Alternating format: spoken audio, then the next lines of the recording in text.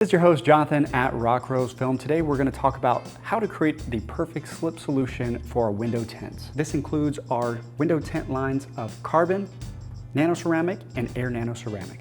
And first thing that we need to do is we need to have some Johnson & Johnson baby shampoo. So with this awesome product here, it's light, it's gentle, and it allows for the film to slip very well. It's also industry standard, so it's highly recommended.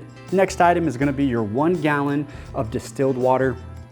Reason that we love distilled water is just because it's not going to leave any type of residue, there'll be no haze.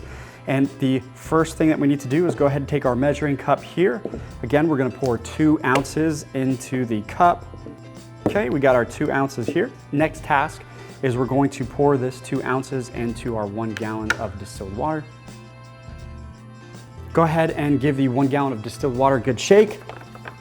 Next step is pouring this in to our 5 gallon pressurized sprayer.